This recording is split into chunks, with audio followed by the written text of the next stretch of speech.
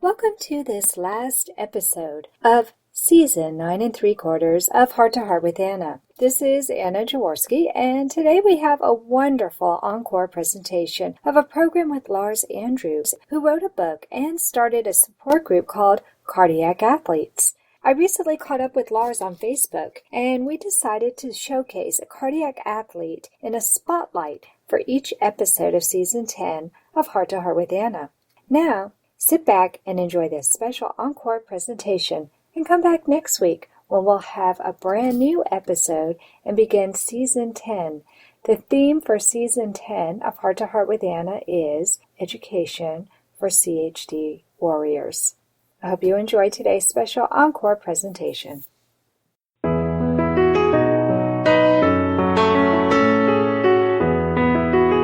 Welcome to Heart with Anna, featuring your host, Anna Jaworski.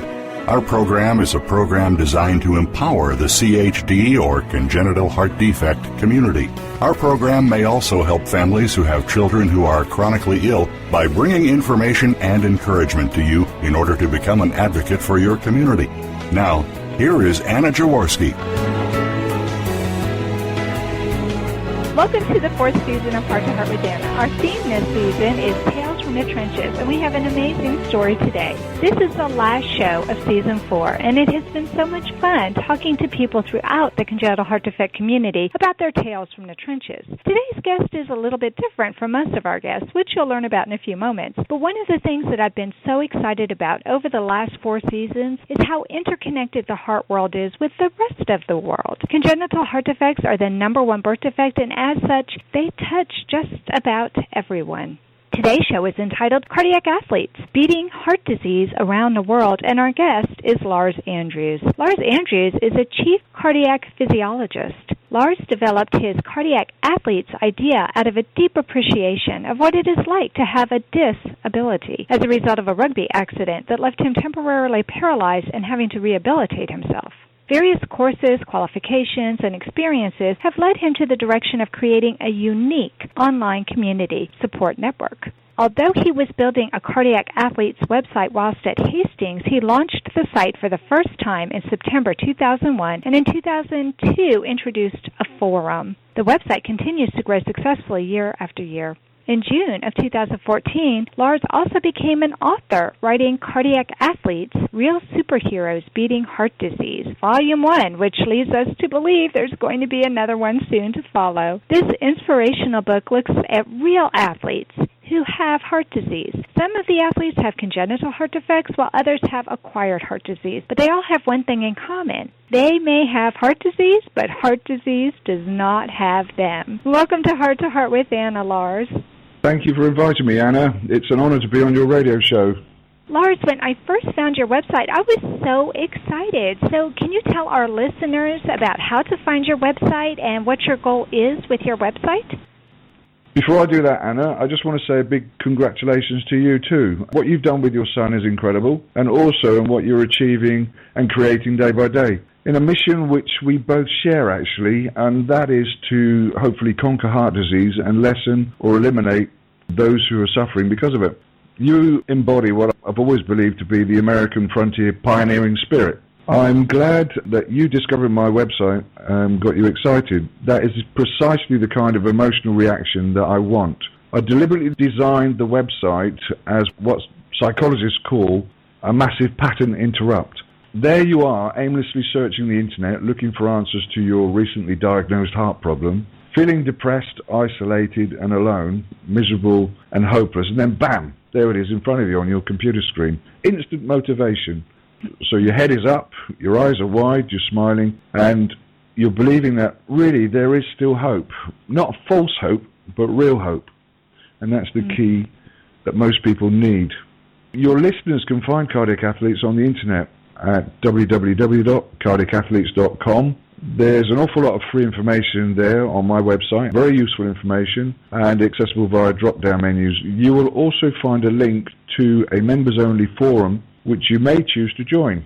It's a bit like a library where members deposit and then withdraw tips on everything cardiac and sports related. in a spirit of free will. We're on Facebook too, and we have both a Cardiac Athletes group and a Cardiac Athletes page on Facebook. All you need to do is type in Cardiac Athletes into the Facebook search bar, and you should find one or the other. My goals for the website are many and varied, but chiefly to try and catch people with heart disease who are drowning in negativity, say, or to borrow a term from my lifeguarding days, to throw them a lifeline and to provide the tools for a better, happier and healthier, independent and productive life.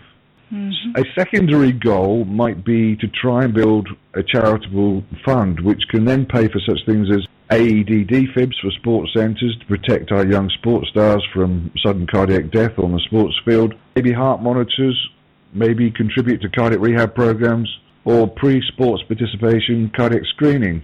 And I again invite your listeners to maybe help with that if they can, via the donations link on the main website. Okay. That sounds great. And I was just blown away by your website. It is extremely positive, and that's one of the things that is so welcoming about it. It's a very positive website. I loved how it included not only information about acquired heart disease, which it seems like there's tons of information on the Internet about that, but you also have information about congenital heart defect athletes.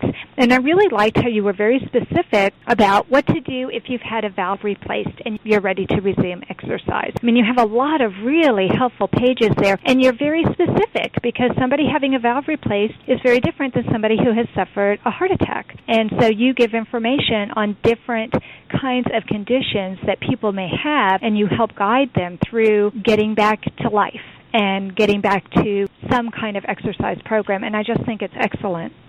Thank you very much.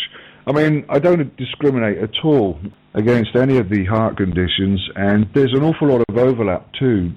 Some heart disease conditions actually progress on to other heart disease conditions, so somebody might start off with just a myopathy with a muscular disorder, but then later on they might develop a valvular problem, so they have an original member with a heart muscle problem who then needs information on a heart valve. So one of the reasons I got into this job in the first place was because of problems with heart valves, which I picked up on, and it got me fascinated with cardiology. It was heart valves that actually got me into this job in the first place. So yes, I did make a big point of having information there for valvular patients.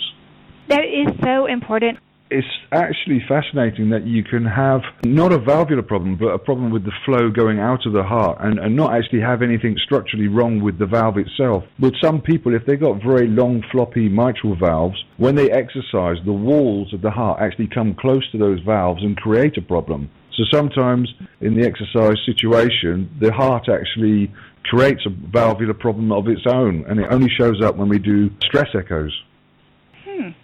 That's very interesting. I just love your webpage. It's very, very real. I mean, one of the first pictures that you see is a guy sitting in the hospital with the heart pillow that any of us who have had a child in the hospital, especially a teenager, my son just had surgery 3 years ago when he was 17, and sure enough, he had a pillow just like that he had to hold to his chest when he had to cough because it hurt so badly. And so many of us have experience with a pillow like that. But then right next to it and all around it are people who are athletic or who are near a finish line, and I love that. It's very hopeful. I wanted it to be uplifting, upbeat, positive, so that as soon as you hit that page you think, wow, it just changes your mood completely and straight away. Absolutely. It really does. You've done an excellent job with that. Well, you mentioned in your bio that you had a life-changing event occurred when you were temporarily paralyzed and you had to live with a disability. So can you tell us how you decided to glean a way to help others because of your own personal experience? Sure, yeah. I mean, I won't go into too much of the fine details about the exact experience, but let's just say that I went down a tunnel of light when I broke my neck on that rugby pitch on a cold December day. It was actually my mother's birthday, so she never forgets it, in 1981. And then over the next weeks and months, being unable to move, helplessly staring at the same ceiling tile above my hospital bed every minute of every day, relying on nurses to do everything for you as a naive and shyish teen lad. I did cry quietly to myself a few nights, and then as the sensations slowly came back to my arms and legs, I started to plan some kind of better, more purposeful life from my hospital bed. It was probably stupid of me. I was just lying there, but I had nothing else to do. And I started to make plans. Obviously, I realized I had to go back to school and pass certain exams. But my idea then was to become a physiotherapist and just basically help other spinal cord injured athletes. And it pretty much grown out of my experience in the moments when I did hear my neck go. So I had this idea that I wanted to help other people, and I've seen on the internet that quite a few people who've survived certain traumas as this, that they also want to be in the service of helping others. So as a 16-year-old lad, I had come close to death and life-crippling injuries as well, and I had experienced incredible pain and nights of depression, being alone, helplessness. All these things I recognize in the cardiac athletes I'd experienced myself years ago, and it made a big impression on me. So somehow that hospital environment, it must have sort of permeated my skin, because even today in my day-to-day work, I still feel quite at home in a hospital setting, because I felt that the people in that environment were the best people to work with. The nurses were ever so kind to me when I was completely paralyzed, obviously. Later on, when I regained my own strength and fitness, I realized that I had more of a chance to choose for myself what I wanted to do. So I started to experiment with different sports, what I could do, what I couldn't do, with a spinal fusion. And then I started to wonder if I could be a sports coach. And then I drifted away from being a physiotherapist, well, that idea, and that was a bit of a mistake, because I started to think I would be a sports coach with a sports science background and maybe become personal trainers and to the celebrities and Hollywood jet set. I began to feel that that was quite superficial, and I wanted to get back to helping people. And I actually found a job working with young men who had cerebral palsy, Down syndrome, and autism. And I really loved those years that I was working with those lads, but also they taught me an awful lot too. And even with the most hopeless cases, you can make incredible grounds with those people. To give you an example, I took a lad who didn't communicate, he had autism, and I had a board with numbers on. And eventually he was counting and telling me how many times he'd lifted a particular weight or done a particular exercise. So he was not only communicating with me, it was a two-way conversation, but he was also remembering numbers and writing these numbers down. So you can take someone who everybody's sort of written off as a useless case, hopeless case, and still do something incredible with them. I agree 100%. I just love that. It's so positive. Well, we need to take a quick commercial break, but don't leave yet, because coming up next, we'll talk to Lars about how he decided to write a book and how he got it published. Anna Jaworski has written several books to empower the congenital heart defect, or CHD, community. These books can be found at Amazon.com or at her website, www.babyheartspress.com. Her bestseller is The Heart of a Mother, an anthology of stories written by women for women in the CHD community. Anna's other books, My Brother Needs an Operation, The Heart of a Father, and Hypoplastic Left Heart Syndrome, a handbook for parents, will help you understand that you are not alone. Visit babyheartspress.com to find out more. Welcome back. Today's show is entitled Cardiac Athletes, Beating Heart Disease Around the World, and our guest is Lars Andrews. And we just finished talking with Lars about how he started his website and the life-changing event that made him consider doing something meaningful to help others. And I'm just so impressed with everything he's done. But now let's turn our attention to the book that Lars put together. Lars, I love the title of your book. I mean, it's great. What percentage of people are featured in the book who have a congenital heart defect? And also maybe what the most common type of heart disease is that's mentioned in the book? Thank you, Anna. I mean, it's all a play on words, isn't it? But always with deeper meaning. Cardiac athletes, real superheroes beating heart disease. I mean, I had a lot of fun thinking of that one. But you see, people starring in this book are real superheroes. We're seeing more and more in movies today, these superheroes with fantastic superpowers. But guess what? You don't need all those superpowers. You just need to use your brain, your thinking powers. Everyone appearing in this book is a real superhero, in my opinion, because what they've done is they've used their minds in the most effective way to heal their bodies and to restore the mind-body connection, which has been pretty much lost by millions of people around the globe. We live in a disposable world, and they pretty much have disposed of their bodies, and they sit in front of their computer games and vegetate. These people in the book They've looked heart disease in the eye and they've said, no way are you going to beat me, and they've turned their lives around. They've taken action to destroy their particular cardiac condition. And that's why I love these people, and that's why I'm quite passionate about them. They are what psychologists call rebound personalities, and this is the stuff champions are made of, and we can all learn from their examples. In answer to your other question, I would say about a quarter of those appearing in the book may have a congenital heart disease component. I'm not talking about complex congenital cardiac abnormalities, but the more common forms like ASD or VSD or bicuspid aortic valves. And the reason for this is very simple.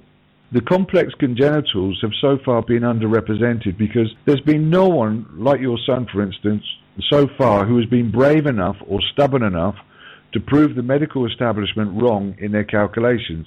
I mean, I'm putting together a second book. I will be looking to cover these other abnormalities as well, cardiac abnormalities, especially the congenitals. I've got one heart transplant cardiac athlete who wants to contribute. So yes, I'm looking for more of the congenitals. So if your listeners are interested, I mean, they can submit their cardiac stories to me for inclusion in the next book if they like. We need to take a closer look at the issues surrounding cardiac athletes with congenital cardiac conditions. Many of these people are discriminated against.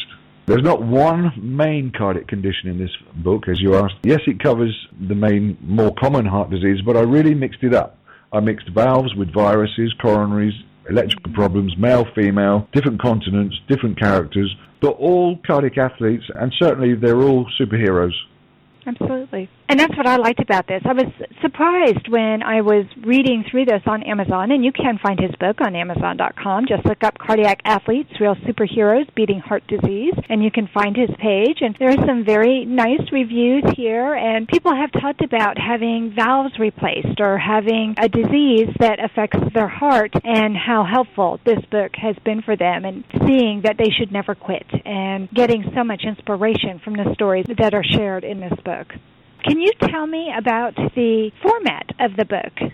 I didn't edit very much at all. I was keen that this book stayed very real and very gritty. Obviously there was a few spellings I had to change and maybe a little bit of the grammar, but I wanted the grammar to be left alone. I wanted it to be in the mother tongue. Earlier I think you referred to this as Lars's book or my book, but I want everyone to know the truth. This isn't my book, this is a team book. If anything, it's a cardiac athletes team book. I wanted to create a book such as this years ago, but it took me a while to build the website and the numbers of members. I'm not a businessman, and I'm an ex-sports scientist, come coach, come cardiac technologist, and I'm not wealthy, so everything has taken me longer to do than I'd like. I'd love to have a Dragon's Den millionaire or a business angel helping me. Give me a call. So I put the suggestion out on the Cardiac Athletes Forum if there were any volunteers who wanted to contribute to a book, and I got lots of people saying they were interested, and I said that this had to be an uplifting and inspiring book to turn people's lives around, and it had to be real, it had to be gritty, sometimes difficult to read. Each story follows a natural timeline from discovery, diagnosis, treatment, surgery, rehab, to their sporting successes. I wanted different characters so that if one didn't hook the reader, then another might identify with them and become that person's idol or role model, guide or mentor. Maybe somebody would identify with that person and all of a sudden they've got themselves a role model. What you have to realize is that most people keep quiet about their personal medical stuff. They don't want strangers knowing intimate details about them. But by not sharing, we don't learn anything. We cannot uplift or inspire each other. It takes a special kind of bravery to open your guts to strangers, if you like. But when this is done, it starts up dialogue and solutions to common themes and problems start to appear. And this is what happened with this book of short stories, and prompted me to write my own chapter on the 10 repeating themes. I also want to just say here, I'm eternally grateful to the world-leading sports cardiologist Andre Lagersh, who contributed to the book as well, for agreeing to write the foreword. Andre is looking at a new emerging heart problem, that of an increasing number of retiring competitive athletes with acquired heart conditions, which he believes are linked to overtraining and repeated microtraumas to the heart, particularly the right ventricle. Wow, that's so fascinating. So really what you're saying is that we can expect to see even more of these kinds of cardiac athletes. Yes, precisely. There's great overlap between what's happening. We've got heart patients leaving cardiac rehab to become athletes, and we've got athletes coming into cardiology and cardiac rehab and mixing and mingling the two groups together. And that's when they first meet each other.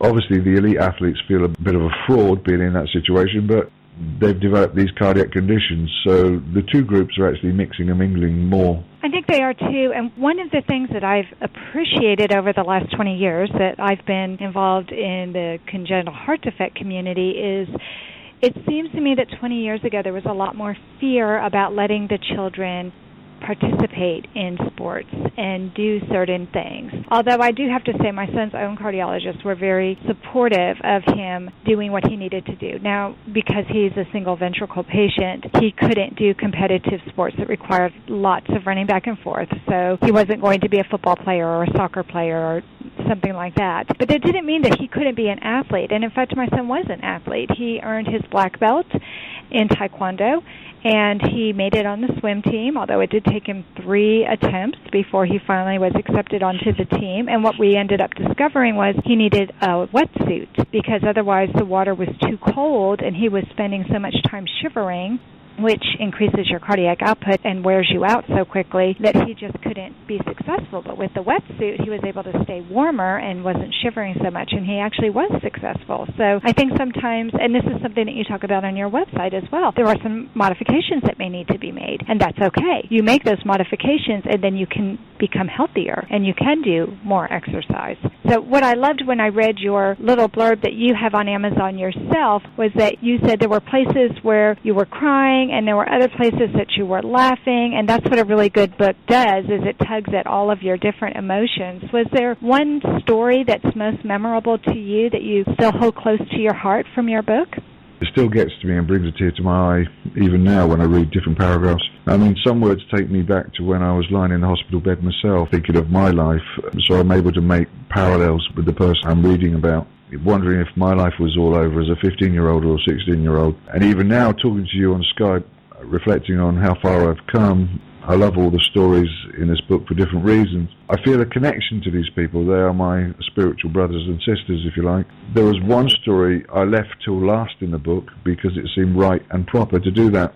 Tony Jennings' story, because it is a great lead-in to like future stories, a younger generation of cardiac pioneers, if you like, and cardiac athletes. I think the majority of the cardiac athlete members would agree with me that Tony Jennings is a general amongst cardiac athletes. This guy will not stay down. Heart disease has tried to destroy every member of his immediate family. Himself, his wife, his son, his daughters, his granddaughter, just about every known cardiac condition known to medicine in one family. You just won't believe it. But no, not acceptable to Tony. This guy deserves a special mention, and I urge people to read his story. It's at the back of the book. He might go down for 1 or 2 days, but a bike ride alone on an unfamiliar route or a jog up a mountain path, and he's back in control again. I don't know how he does it. Well, you definitely have me curious. Now I want to see it. I want to talk a little bit, though, because I do believe everybody has a story. I believe that everyone has something that they could share with others, and I agree with you. Most people keep it bottled up, but I think that people find healing in sharing their stories, and that's what I love about the radio show and the books that I've put together is I give us an opportunity to share our stories, and we all learn from each other. And it's just like you said, you see other people's stories who are different from yours, and yet it conjures up images for you of your own story, and so you find those connections, which I think is so important. We really are all more similar than we are dissimilar, and when we appreciate the commonalities that we have, I think it makes us all happier people. But I'm going to talk to you about something nitty-gritty, and that is how you publish, because I noticed that you published it on CreateSpace. Do you recommend that other people write their stories and use CreateSpace to publish their own books? Why did I use CreateSpace? The simple answer is I'm poor. This book is a team effort, and there's no money sliding craftily into my back pocket from the sale of this book, so I had to keep production costs to a minimum. I also kept the sale price to a minimum too, because I would rather get 1 million books out there at, say, $1 than 1,000 books at $100 each, if you get my meaning. I mean, I was quoted $1,000 or $2,000 to do this and that and to proofread, etc., and I said, no thank you, I'm going to have to try and do this myself. And then I discovered CreateSpace. That was the first one I discovered, who offered to help indies, as we're called, independent publishers, to help get my book put together. So They had a good package. They help you create the front cover and the back cover, and you can download templates and copy your text straight into their templates, and it's all adjusted for each page. So yes, it was very, very helpful. And I've been crafty. I've kept the original template so I can do book 2 much simpler. But I was saddened later on to discover that their networks, as they promised, didn't link very well to book wholesalers and distributors around the world as I thought. It wasn't as extensive as they had me believe. And so in the end, I had to publish my book through Ingram's Lightning Source 2, who reach out to the US backwards and UK and Australian book distributors. So you might discover this same book with 2 different ISBN numbers out there. And I apologize for this, but I feel I was a bit misled originally. There is help out there. These companies are helping independent publishers, but when you actually hit the high streets, you will experience what I can only call book snobbery out there. Some of the high street shops are not willing to take your books, and it's very difficult to get from printing to bookshelves. That's one of the problems I've had myself. Although saying that, Waterstones in England have just recently agreed to start stocking shelves with my book. So it should be interesting to see what happens next. Well, as an independent publisher myself, I agree with you. I think the marketing and getting the books into the book stores is so difficult. But luckily for us, a lot of our people will be looking on the Internet. And I noticed you even have a Kindle edition available. Yes. So that's really good because a lot of people are using the Kindle editions now.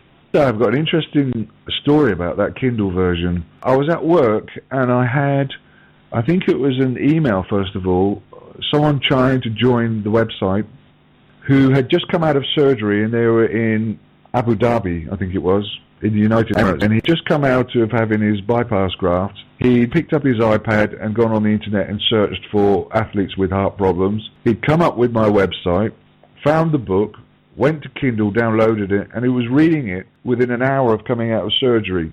That just shook me in how far technology has advanced and how effective the book could be. In an electronic format, you see. If it had been a book, obviously you'd have to wait days or weeks, but in an electronic format, he had it within an hour of coming out of surgery, and that's what shook me. Yeah, it's amazing. We need to take one more quick commercial break, but don't leave yet, because when we come back, we'll get some advice from Lars, so stay tuned. Anna Jaworski has spoken around the world at congenital heart defect events, and she is available as a keynote or guest speaker for your event. Go to hearttoheartwithanna.com to learn more about booking Anna for your event. You can also find out more about the radio program, keep up to date with CHD resources and information about advocacy groups, as well as read Anna's weekly blog. Anna wants you to stay well connected and participate in the CHD community. Visit hearttoheartwithanna.com today. Welcome back. Today's show is entitled Cardiac Athletes, Beating Heart Disease Around the World, and our guest is Lars Andrews. We have talked about so many different subjects. It has been a fascinating show. Lars, can you tell us what the best advice is that you could offer to parents who may be faced with having a child recovering from open heart surgery, and they want their children to have the option of competing athletically with their peers? What kind of advice can you offer to those parents? I mean, how do we improve in the quickest way? In sport, we do it by copying our heroes, right? Our heroes' actions. Okay, I'm talking directly to the parents of children recovering from open heart surgery. Firstly, remember this. You only ever really compete with yourself. I mean, this is ideas and thoughts that I've gained from the website, the forum over the years. You only really compete with yourself. Other humans around you can either help uplift to higher levels of achievement or crush you if you let them. Why is competing with others so important? Because they offer a reference, a benchmark against which you can judge yourself as being successful or a failure. Do you really need others to make you feel successful? If you do that all the time, you will fail more often than you succeed. The point I'm trying to make is only compare like with like, apples with apples. Only compare personal growth and success against who you were yesterday. That way you give yourself the greater likelihood of succeeding. We are all so different in heights, weights, length of limbs, and heart conditions. Maybe one day we will have an Olympic swimming event where a bunch of hyperplastic athletes line up and wait for the start gun. But what's the point? Why would you want to do that? I'm just first trying to get you to see life differently. It's not really a rat race. It's just life. Enjoy it. Use sport to celebrate your life. All cardiac athletes reach this level of, let's call it some kind of spiritual awareness. When you take part in sport, it feels great, doesn't it? The mind and body working together in harmony. But what happens when you add in prize money? All of a sudden you've got competition and injuries kick in. You need to know what extent you will push yourself to keep your ego happy. You need to keep uppermost in your mind what your heart condition is and what the experts are saying, what the limitations of that heart condition should be. Notice I use the words should be, because with some gentle, safe experimenting, you might discover that the experts were wrong. And when you do make that discovery, I hope you share it with others, and then that way we advance. But in a less philosophical or more practical answer, it might be to say individual sports rather than team sports might be best, because others might encourage you to push yourself and overexert. But if there is the desire to take part in team sports, maybe do some kind of risk assessment. See if you can come up with some new ingenious solutions to the problems faced. If not, play safe for today and come back tomorrow and see if there's a better solution. I've met people who've gone out and bought body armor so they can ride their BMX bikes because they're worried about landing on their pacemaker. There's all kinds of ways that you can get around. I mean, Anna suggested using a wetsuit to keep her son warm when he was swimming. And these things should all be shared on a forum, an open forum, and then other people can benefit from this advice. I think personal heart rate monitors for training are very good because that way you've got specific training zones to stick within, safe limits, upper and lower. Maybe they should be compulsory for certain open heart surgery patients playing sports. I would hope that there's an AED defib nearby on the sports field where they're playing. And that's something I'm keen to support as well. And hopefully people are properly first aid trained and CPR, first responders. But you need to experiment, obviously, and you are your own pioneer. So you have to be very careful in what you're doing and do it step by step. It's all about being sensible. That's perfect. That's wonderful. So much of what you have said is just so rich. Thank you so much, Lars, for coming on the show today. Well, unfortunately, that's going to have to conclude our show. We're going to have you come back on the show and share some other stories, and maybe we'll even get a cardiac athlete to come on with you. That would be so much fun. That concludes this episode of Heart to Heart with Anna. Thanks for listening today. Please come back next week on Tuesday at noon Eastern Time. Until then, please find and like us on Facebook. Check out our website, hearttoheartwithanna.com, and you'll see a link to Lars's website there as well. And check out our Cafe Press Boutique. Any purchases from our Cafe Press Boutique help to defray the cost of our show. So please consider buying a mug or a license plate cover or a car magnet. And remember, you are not alone.